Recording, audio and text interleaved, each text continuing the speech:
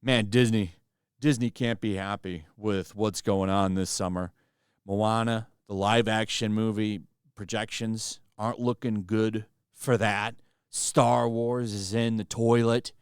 Toy Story 5, I don't know how many people are even really talking about that, and it sounds like that's a Jessie movie.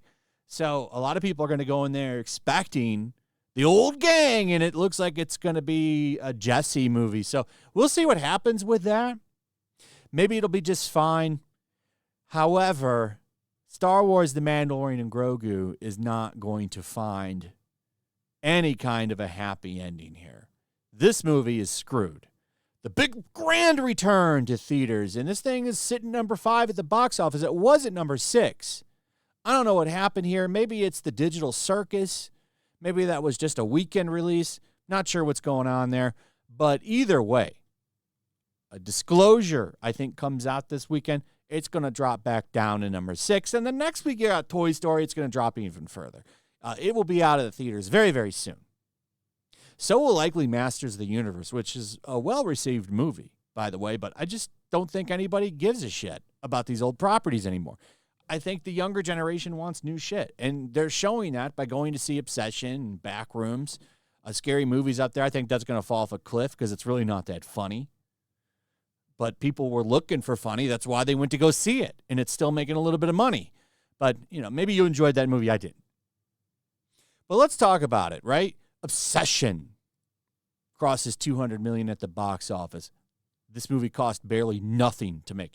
And people are rallying to try to say that this actress should have been paid. She was only paid $20,000 or whatever it was.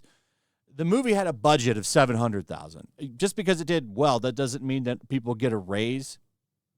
It's a weird argument. And they're not even talking about the dude that stars in it. They're, of course, only talking about the woman. Oh, she should have got more money. That dude, he don't deserve shit. Now, all of this is scaring the shit out of the old guard. Really interesting article today from Deadline showing just how these people are feeling about all this shit. You've got industry vets pretty much saying that they're scared as hell right now because the old model is dying. It's right here. So this is scary as fuck for the older generation because we used to know that if we pour something into a distribution funnel, it'll find its audience. And that's just not the way anymore. So you've got people trying to figure out what to do here. Yeah, they're scared as hell. This is great.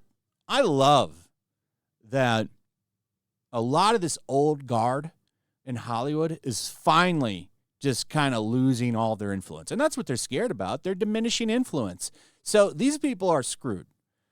There is just nobody wanting to go to see any of this shit anymore.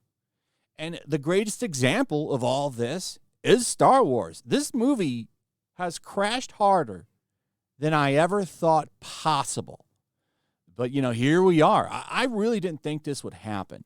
The Mandalorian Grogu's massive box office crash makes it harder to break even. Yeah, it's not going to make its money back. Maybe over time. I don't know. No one's buying the merchandise. Go to the channel World Class Bullshitters. They've got so many videos of all of these Star Wars toys just on discount. In fact, this merchandise is already on discount. You can find evidence of that if you just go and look for it. You're not going to find too many articles talking about it because they, of course, run cover for these studios. They don't want you to know. Nobody's showing up for this shit. But it's right here. You can already go get Mandalorian and Grogu stuff clearanced out at Target. I wonder where else. You know where all this stuff is going to be in a few months? Hell, I would say in a few weeks. Probably a discount store. You'll be able to find it over at Ollie's or something like that.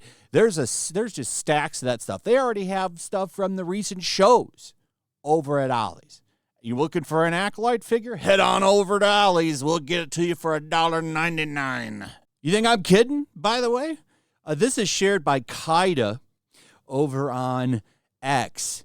Here's a Reva figure. I'm not sure where he got this from, but $1.95. And I don't think that show's that old, is it?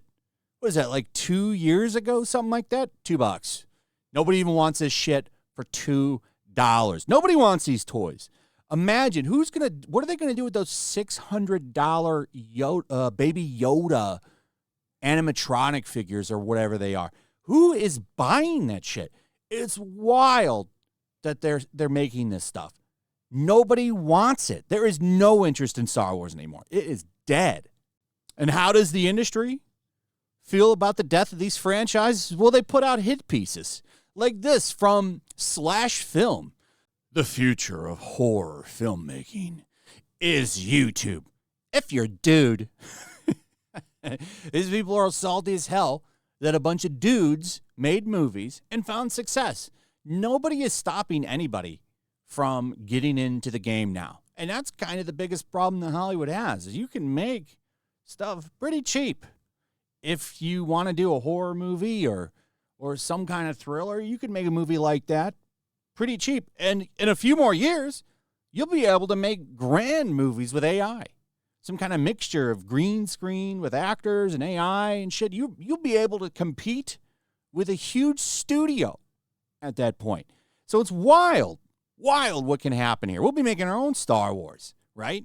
But they don't like that. These people literally depend on this system to keep going. So it leads to more cope from them. Like this, from the Mary Sue. By the way, this article, they're mad as hell at Geeks and Gamers and Film Threat and Chris Gore for saying the obvious as to why Star Wars is in the state that it is. This is because Disney turned it into a girl brand, or at least they've tried. And this whole article is such a joke.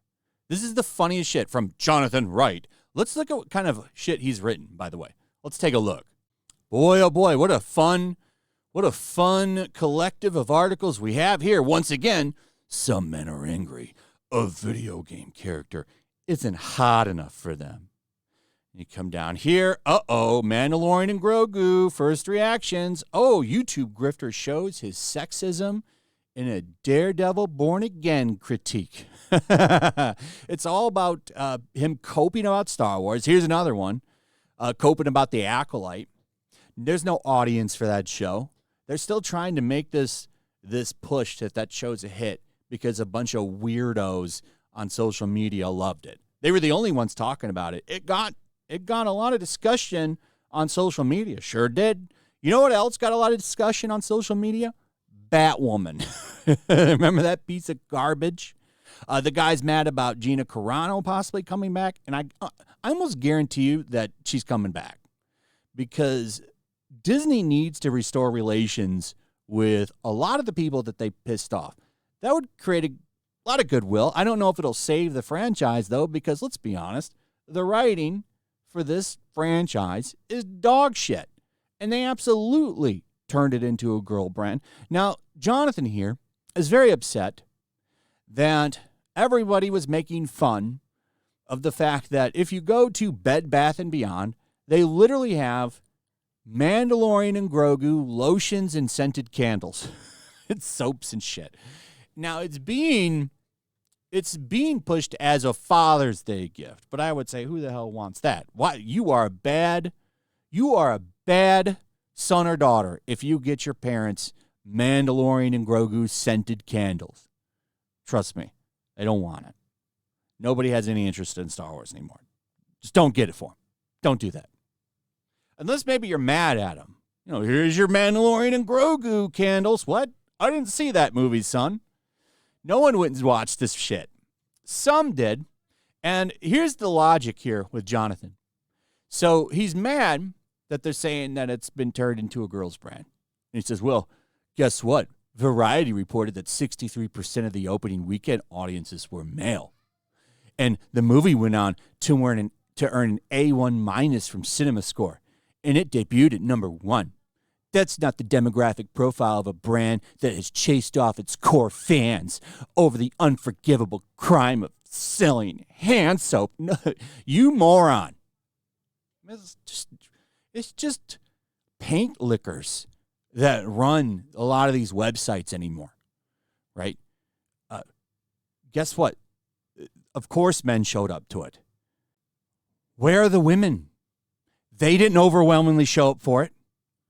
But you tell me here in this article that it's always been a girl's brand. It's always been a brand for everybody, which is true. But let's be real. It very much was skewed towards trying to satisfy a male demographic, and the women that watched it liked it for the same reasons that they did. I don't understand why it's so bad for franchises to want to focus on a certain market. If it's boys, though, it's a problem. If it's girls, though, well, you're a sexist if you want to say they should have made Barbie more for men, which they kind of did because Ken was the best part of that movie. But they're very salty about this. And by the way, yeah, men showed up. A lot more would have shown up if they didn't shit all over this franchise for the past, 10 years now? Feels like it's been longer. Yeah, more people would have showed up. More people would have showed up. And it being number 1, oh my goodness. It also got bumped down to number 5 last weekend. Or 6, actually. It's dead. Just because it was number 1 one weekend when it didn't have any competition, that means the brand's not dead. It was front-loaded. Everybody went to go see it that was going to see it, and they didn't go back. And also, an A- score, yeah, that's because the only people that watched it to give it that score are people that are still excited for this shit. No one else went to see it because they all stayed away. You didn't get any fair comparisons there. What a joke. So, you can keep crying, saying, oh, Will got an A- score and it was number 1 for a day. Sorry. No, it's collapsing. It had the worst opening of all time for a Star Wars movie. And the second weekend, it had the biggest collapse. So this brand, yeah, it's not too early to say it's dead. Besides, the Mandalorian and Grogu can still experience steady gains, and it's still early to call it a box office flop as Chris Gore has done on X. Well, he's called it a flop because it is. It's not going to have steady gains. It barely made like $1 million the other day. And it's a busy, packed season. You have a Steven Spielberg movie, I think, coming out this weekend with Disclosure Day. Next weekend, you have Toy Story 5, and then after that, it's like Supergirl and all this other shit coming out. You think they're going to save limited theater screens for this piece of shit? It's gone. It's done. It'll be on Disney Plus for free in a month. This brand is cooked. And Chris Gore's right. It's because they turned it into a girl brand. Because that's all Disney knows how to do with anything. Oh, well, because they're good at princesses. But then they don't even make these characters like princesses. They just make them all unlikable bitches. Anyway, now you've got clearance toys sitting everywhere, and it's only going to continue to get worse. I don't understand why they keep making merchandise. It's like it's going to be a loss.